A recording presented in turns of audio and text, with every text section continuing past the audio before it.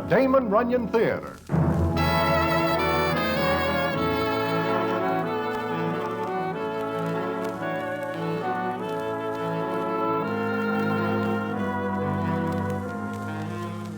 Once again, the Damon Runyon Theatre brings you another story by the master storyteller, Damon Runyon. And this one, a story goes with it. And to tell it to you, here is Broadway. Thanks. Well, it is of a racing time at Saratoga, and I am there. I am feeling fine because the night before this afternoon, I make a few pounds on some very willing dice. I am walking along when all of a sudden I spot Hot Horse Herbie. Now, Herbie is generally with empty pockets, and I know he knows I do all right. So I suddenly think of a place I have to be in the opposite direction. But just when I think I am out of reach, I hear... Hello, Broadway. Oh, hello, Herbie. What do you do, tunnel in the ground to come up in front of me? You are not glad to see me. Hysterical with happiness, so long. Broadway... The answer is no. I do not ask you anything. The gleam in your eye does.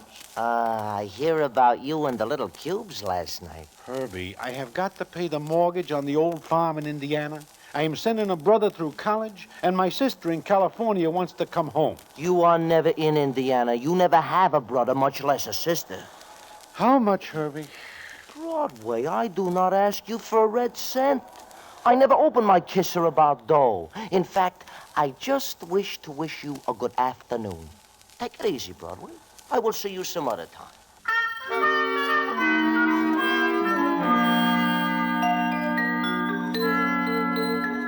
Well, when Hot Horse Herbie walks away without putting the bite on me, all I am able to do is stand there with my mouth open. It is a very unusual situation. In fact, it is so unusual it is practically impossible. And I look around me several times to be sure I am still in the world. However, Herbie has a reason. And what the reason is, I find out the next day.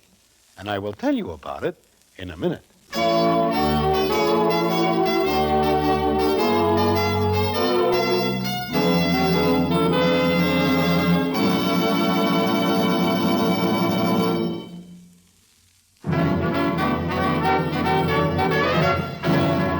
And now, back to the Damon Runyon Theatre and the famous A Story Goes With It.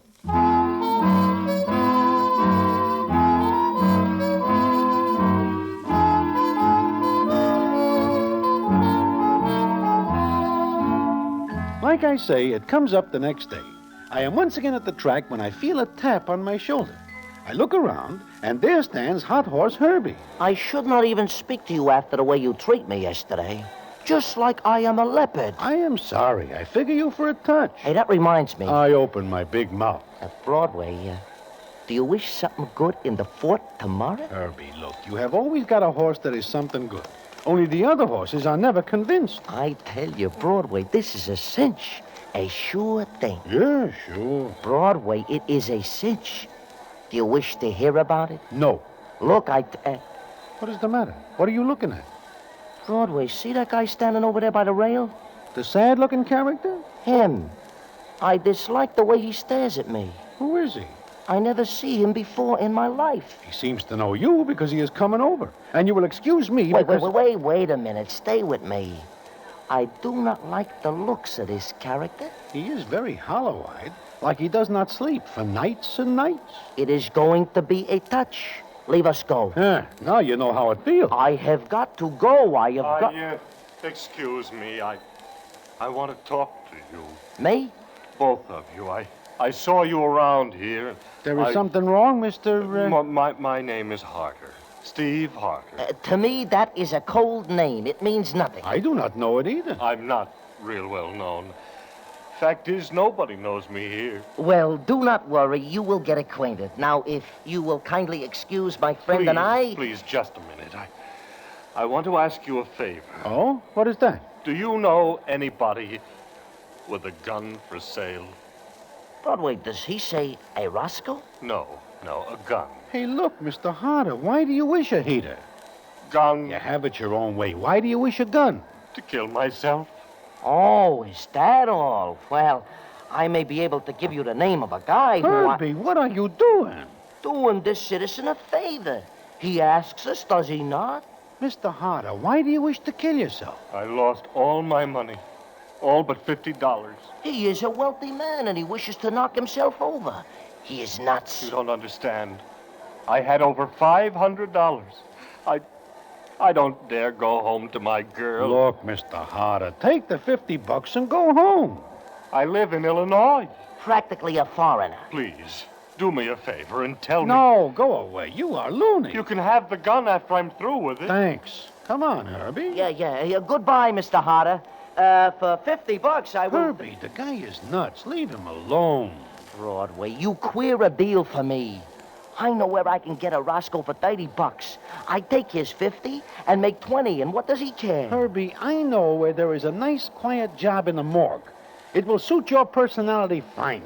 I do all right this way. Why do I want a job? Forget it. Now, goodbye. Now, wait.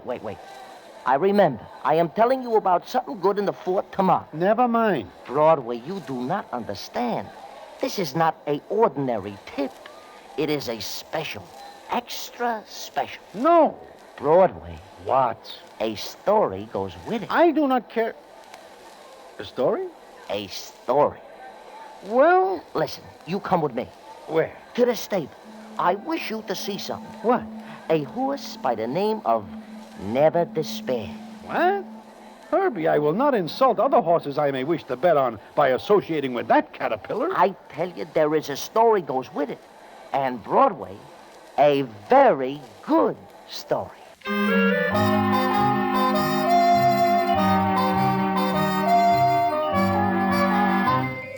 Well, since Herbie puts it that way, there is nothing else but I go with him.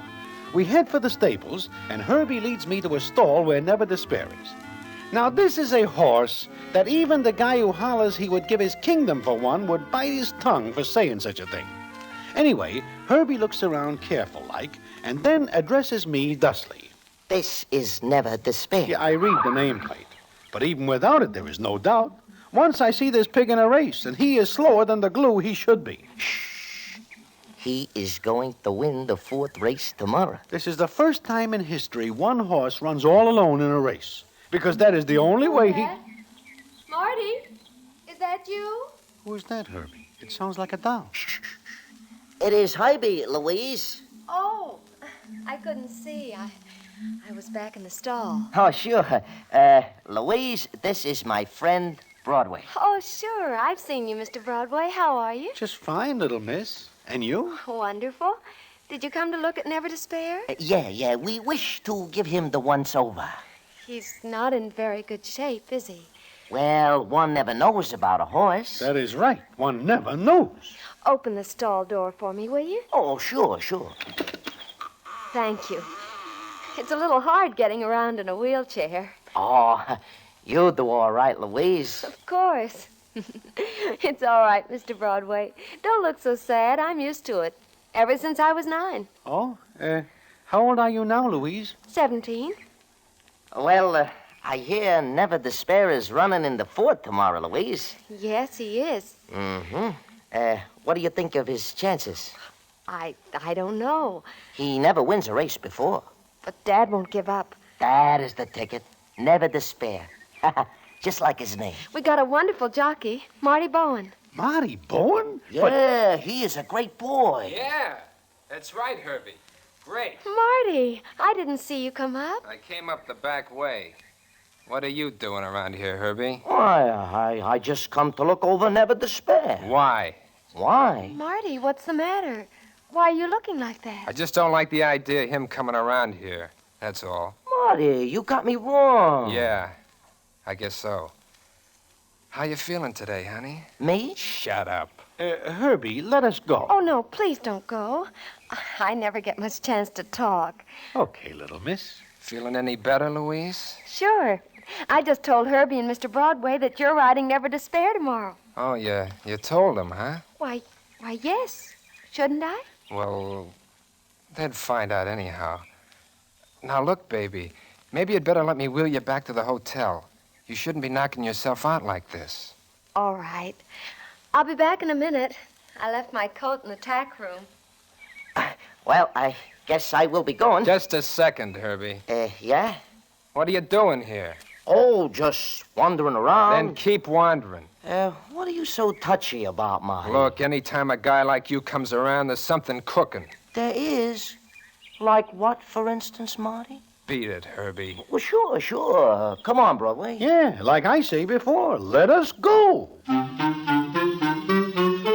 Now, it strikes me as very strange that a jockey like Marty Bowen is riding Never Despair. Also, it is more than just strange that Herbie knows something about the race. Also, Marty acts suspicious indeed. I am thinking about all this when Herbie says to me, Well, how does it look to you, Broadway? I am trying to figure that out, Herbie. Mm-hmm. Now, what do you say if I tell you that the 4th tomorrow is gonna be a boat race? Boat race? You mean that race is going to be fixed? That is it? You are crazy. It is practically impossible. Not when a guy is in love with a doll. Who is in love with who, and what has love got to do with horses? Everything. Listen.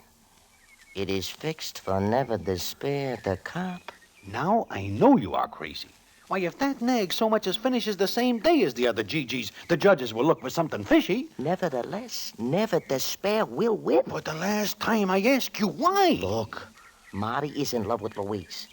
Now, her old man owns Never Despair, but he has not got a nickel in the world. Herbie, this story is getting more than somewhat mixed up. If you will listen and not interrupt so much, Go ahead. All right. Now, Marty Bowen knows Never Despair has not got a chance. So, he fixes it with the other jockeys to take their time. Why, he will be ruled off for life. Only if anybody finds out about it. So all the other jockeys in the race know? But they will not tell. Herbie, you stand there and tell me that a race is going to be a shoo-in for Never Despair, and 5 other jockeys take the chance of being set down for good? I do not believe it. But all the jockeys know Louise. They feel very sorry for her, and they do it for her. They pick a race where there will be very little dope at. That way, nobody gets hurt. You mean Never Despair will win the purse? Now you get it. And Louise will go to a specialist and be fixed up. There is a doc that can do it, but he is expensive. Well, look, why does not Marty just give Louise the dough if he is in love with her? Marty does not have a dime. Herbie, I do not like this. Like it or not, that is the story, I tell you. Wait a minute. How do you know all about this? I overhear a conversation between Marty and the other jockeys yesterday morning. They are in a hotel room next to mine. I just happened to be next to the wall at the time. Oh, I see. So what are you going to do? Are we alone? Bet on Never Despair. And you wish me to do the same? Because you once do me a favor, I tell you all this. Well, Look, you take it or leave it. I give it to you straight. You see Marty. You see Louise. You see how Marty acts. What more do you want?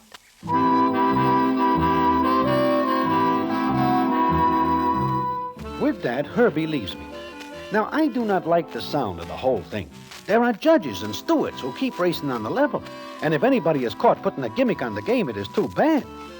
Now, what happens the next day in the fourth race and how things turn out is something indeed. And I will tell you about it in a minute.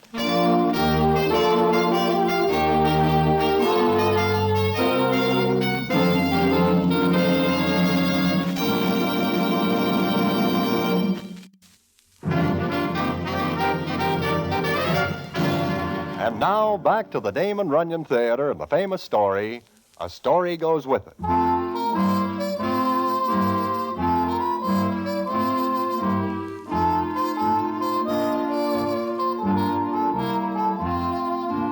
Well, it comes up the next day, and I am at the track as per usual. I am still thinking about what Hot Horse Herbie tells me when he comes to me and says, The next race, is it, Broadway? I know. You are going to bet it? Well, How about you, Herbie? I am flat broke. Aha, now it comes out. Look, do I not show you the way? Do I not impart the secret to you? A $5 is all I ask. Well, okay, Herbert. Here is the fence. Swell. Now, do not forget. Never despair. And whatever you do, Broadway, do not breathe a word to anyone. Look at the odds. So far, Never Despair is due to go at 40-1. Broadway, you and me stand to collect a nice crop of lettuce. Hey, look. There is that character again. The place is full of characters. Which one do you refer to? The guy who wishes to buy a gun to cease living with himself. Oh, yeah. He lamps us again. I have got a good notion to put him on to where he can pick up a rod. I'm getting tired of looking at him. Hello, Mr. Harder. Hello. Will you do me a favor? Oh, you do not get hold of a gun yet, huh? Nobody will sell me one. I have got a penknife, friend. Look, please, do me a favor. Mr. Harder, why do you not go back to Michigan? Illinois. All right, Illinois. Go back there and forget all this. Do me a favor. One-track mind. What is the favor you wish, Mr. Harder? Well, I've been watching you two, and, well, you seem like you know your way around. I mean, you look like you know the horses. Please, tell me who's going to win the next race, the 4th. Please, I've got to do something. Well, will you forget about erasing yourself? Yes. Okay. The winner of the 4th will be... Calipers. Herbie. Calipers will win the 4th. In fact, it is a toss-up between Calipers, Loose Living, and Goose Pimples. They figure 1, 2, 3. Herbie, you are a... I wish to do him a favor, Broadway. Play Calipers, Mr. Harder. Calipers, Loose Living, or Goose Pimples. That is the lineup. Thank you very much. I appreciate this. Thank you. And goodbye. Herbie, that poor guy. What do you do to him? You are going to give him never despair. He is broke. He wishes to bump himself. Look, I tell you, we cannot let this thing get out. Me and you are the only ones who know about never despair. We got to keep this thing honest. My, you have a wonderful sense of honesty. Look, I gotta see a guy now. You got a few minutes to get to the windows and make your bet. And Broadway, in the future, do not forget who lets you in on this good thing. Well, by this time, Never Despair is a 50-to-1 shot and looking worse all the time. I get to the window and make my bet, then go back and watch the race. Although personally, I'm not interested in watching races, only in how they come out. Whew, I never see such a race. Calipers breaks fast. Loose Living is right in his heels with Goose Pimples third. Never Despair is where he figures, a good last. Then, when the GGs turn into the stretch, it seems that Calipers stops to wait for a streetcar. Loose Living seems to be running backwards, and Goose Pimples takes a sudden interest in running sideways. The other nags all develop a strange slowness. Then, out of nowhere, comes Never Despair with Marty Bourne using the whip. Never Despair win by 2 lengths. Nobody can believe their eyes, least of all Never Despair, who is so surprised at winning that he does one more turn around the track before Marty can stop him. Then it comes up later, and I am tapped on the shoulder by one of the track Pinkertons. He takes me to an office, and who is there but Herbie, Marty Bourne, and Louise? Also, there is a judge who says as follows. All right, now that we're all here, I think we'd better have an explanation. Why are we here, Mr. Clayton? Louise, where is your father? Why, I don't know. He was at the paddock. Why? Well, you see, we're... Look, you got us here to spill a beef. What is it? Bowen, why did you take Never Despair as a mount? You could have had Calipers or Loose Living. I gotta give reasons for liking a horse? I don't understand, Mr. Clayton. Louise, I'm sure you had nothing to do with today's event. What do you mean? Never Despair has never won a race before. So what? He runs a good race and wins. That's something new for a horse. Lots of them Keep do a it. civil tongue in your head, Bowen. You're in trouble. I'm waiting for a phone call right now, and if it tells me what I think, you've ridden your last race. Marty, what is he talking about? Please, somebody tell me. It ain't nothing, baby. All you gotta remember is that you got enough dough to go to that dock. Since this conversation seems to be between everybody but me, I will go. Sit down. You're not in the clear either. Well, what about me? I do nothing. I am an innocent bystander. After a little investigation, we learned that both of you were at Never Despair's stall yesterday. You talked with Marty Bowen there. There's a law against visiting a horse? No. But it seems odd that a well-known player like you are, Herbie, should take an interest in a horse that has never won a race. You mean it was fixed? Marty, no. It's all right, Louise. Now, we'll all sit by and wait for that phone call. It should come any moment. Look, you gonna set me down? You got anything on me? I don't know. Herbie, I think I will kill you. What for? What for? Here I am. You mixed two up- stop mumbling. If you want to talk, speak up. This is a private matter, Mr. Clayton. I told you this. Now, we'll see. Hello, Clayton speaking. Oh, yes, go ahead. What? Oh, there's some mistake. You sure? Well, Strangest thing I ever heard of. All right, Tim, thanks. I've been in this business 33 years, but I've never come up against anything like this. What's up? Nothing. Nothing at all. Huh? What do you mean? I mean, you can all get out of here. Go on, now, get out. You're letting us go? That's what I said. That phone call, it cleared me? In a way, yes. Never Despair won the race against horses that should have beaten them by 10 lengths. By every standard, there should be something wrong. You mean a fix, Mr. Clayton? Yes. And when that happens, there's usually a large amount bet. But what, Mr. Clayton? But there was only one bet placed on Never Despair, and by someone who hasn't the remotest connection with any of you. Now get out of here!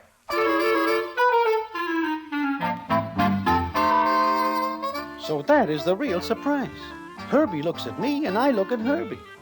We all leave, and Louise is very happy, and Marty is likewise. We get back to the stable, where the scene is as follows. Look, baby, first thing in the morning, you're leaving for New York. And in a week, you'll be out of that wheelchair, and you and me are going to get married. Marty, if I thought for a minute that race was... Oh, Marty, I couldn't bear it. You heard Mr. Clayton. Only one bet on Never Despair. Now, if it was going to be a boat race, wouldn't bets be laid? Yes, I guess so. Hey, sure, Louise. It is just a great break for Never Despair. That right, Broadway? Well, I suppose so. Anyhow, it all ends all right. And if anybody so much as says it was a fix. Understand, Herbie? Yeah, sure. Okay. Come on, Louise. We got to see about getting your stuff ready. Next week this time, you'll be out of that chair. Goodbye, Herbie. Mr. Broadway. Bye. So long. Bye there. Herbie, Huh? I wish to ask you a question. Oh? Yeah. Do you put a bet on Never Despair? Me? Well, you see... You do not, huh? Well, I get to the window, and I see the dancer. He gives me calipers as a sure winner. Herbie, you are telling me that you let yourself get touted off and Never Despair? Well, the dancer makes it sound so good that I think maybe I should not trust Marty Bowen. You know how it is. But you do all right, huh? Herbie, I have got news for you. Broadway, you are not going to tell me that you... I put my lettuce on loose living. What? But I tell you about Never Despair. Well, I run into Regret, and he tells me to lay my role on loose living. Oh, you are a dope. You let yourself be touted off a sure thing? Herbie, what about you? But that is different. Or is it different? Herbie, who bets on Never Despair? I do not know. But he must be a dope.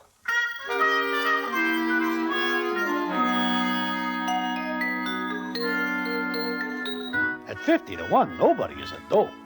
But we wonder who puts the bet on Never Despair. And we then give up wondering. We think it is the end of the whole thing. But it is not. And what the payoff is, I will tell you in a minute.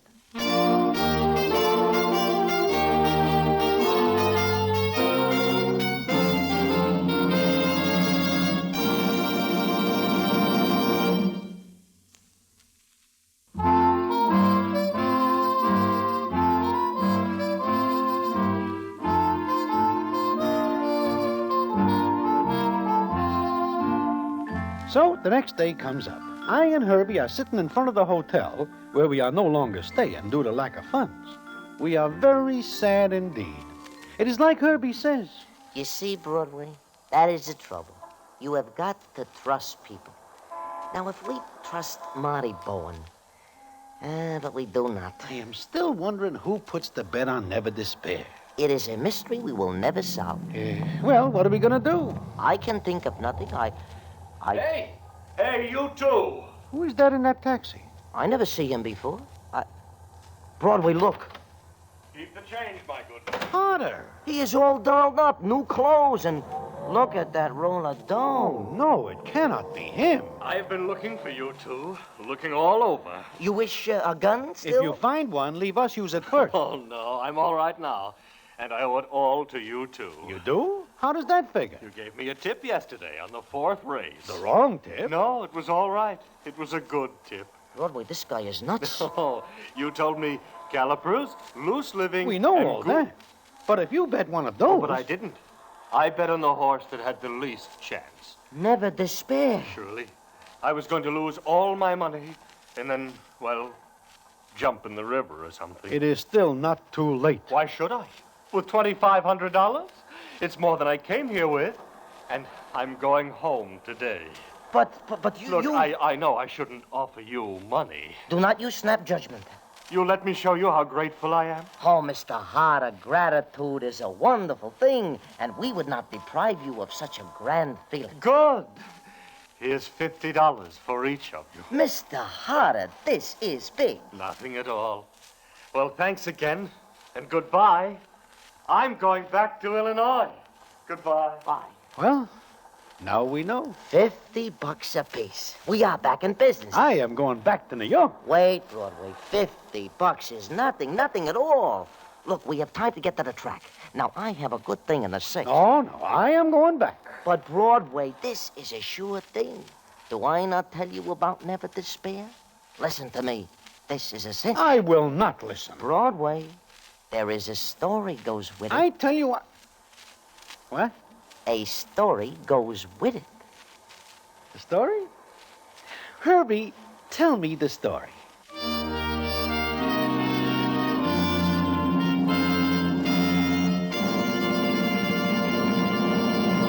And so ends Damon Runyon's famous A Story Goes With It.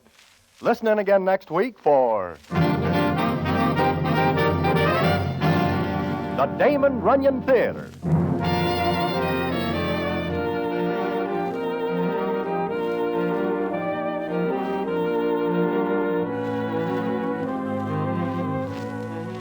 The Damon Runyon Theatre with John Brown as Broadway is directed by Richard Sandville, and the story is adapted for radio by Russell Hughes.